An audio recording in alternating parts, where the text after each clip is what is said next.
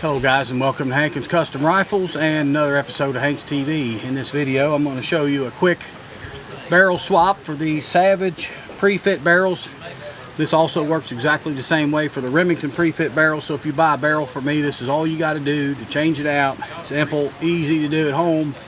You just need a few tools, and you need the right tools to do the job. So quick rundown about the barrel. This is a Brux barrel, finished it probably 26 inches with a muzzle brake on it.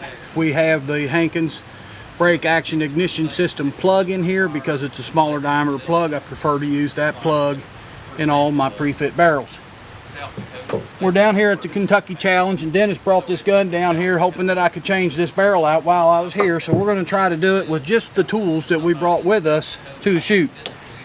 So I've got a barrel clamp, and you will need to get some of these if you don't have them. This is the only way to hold the barrel securely, properly hold the barrel.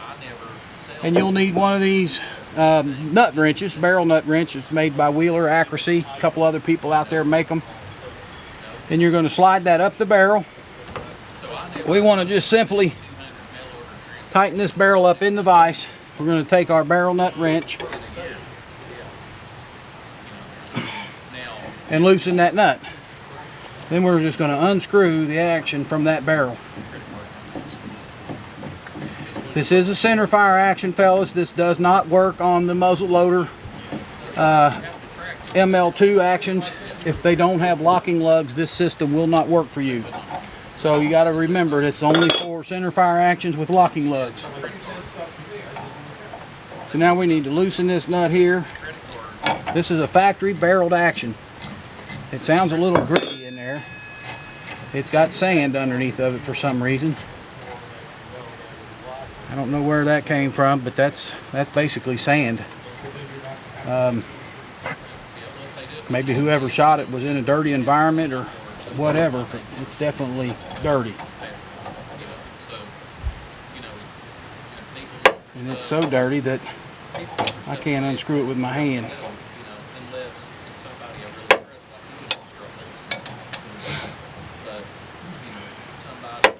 But if we can do this barrel change out here in the field, surely you guys can do it at home in your shop as long as you got these few tools. You need a vise, the barrel nut wrench, and the barrel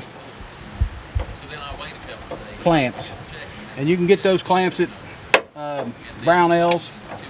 I bought those 15 or 20 years ago. It's the only set I've got, and I've been using them all this time. If that nut would have just screwed off there, we would probably almost been done. There's only one person that's ever mailed me a check that I didn't get. That was a guy that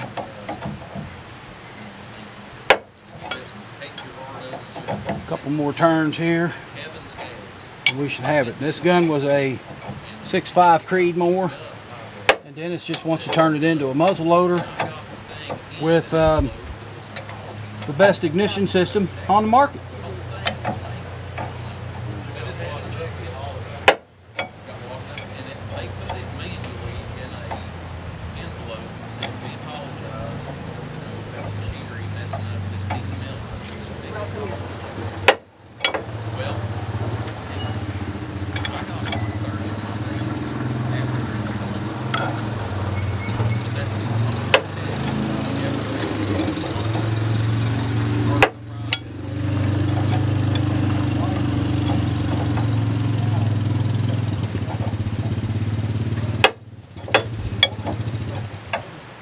%of the rifles that I do this to, this nut screws all the way off by hand.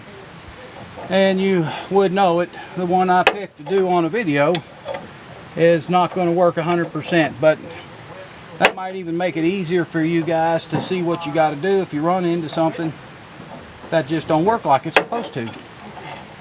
Not all the time does everything work like it's supposed to. We're going to try to clean this out best we can. We don't have air down here.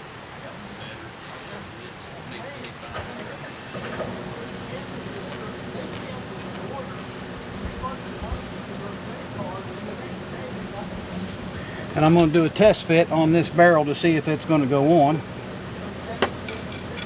Make sure we've got all the dirt out of it.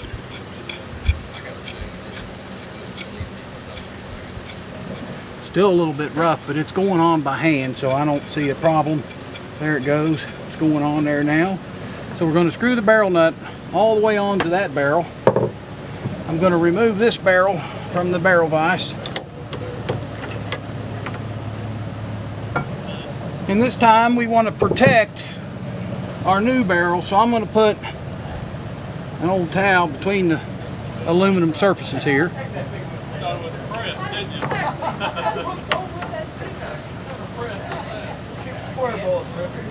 I'm going to put the new barrel in. The press that was over here, the black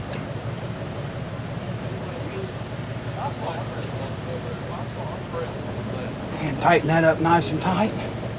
So here's the action, fellas, that we took off. I'm going to clean out the threads on this action.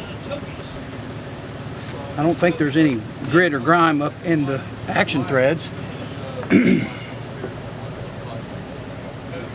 I'm going to wipe off this recoil lug. Make sure there's no dirt on it or grit. Wipe the hole out there real good. I'm going to slide it on the barrel and screw the action on.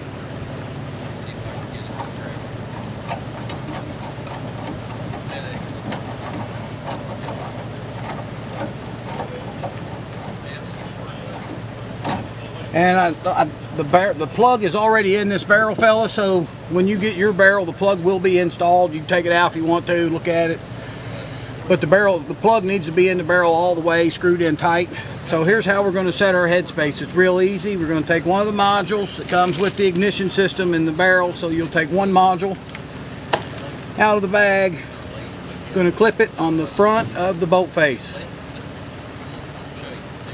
And we're going to slide it into the action.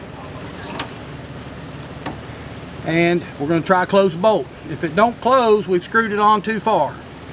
So we're going to back it up a turn and see if it'll close. And it closes. So now we've came back too far. So you got to find that happy medium, and you're just going to screw it on till it starts to get tight. And that's it. Your headspace is set. So now we're going to tighten this nut. And I'm going to have to take this barrel back out because I did not put the wrench on first. You want to make sure that your wrench is on the barrel. Slide it down there easy, not to scratch the barrel surface. Easy as you can. We're going to put that back in the vise.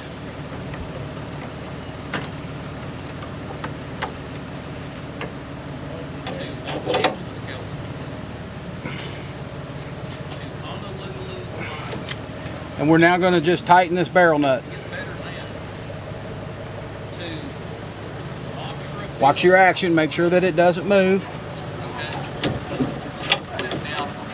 And there you have it, fellas. That barrel is installed on a used Savage center fire action. It's now a muzzle loader, and it was done that easy in the woods with very minimal tools. And if you was in the shop, it would be a lot easier. We'd have air, oil, all that kind of stuff that we need. So here it is, fellas. The Savage Pre-Fit and Remington Pre-Fit barrels. This is how you install them on your gun. Can't get much easier than that. If you guys need one, give me a call here at the shop and we'll hook you up. Until next time, we'll see you later.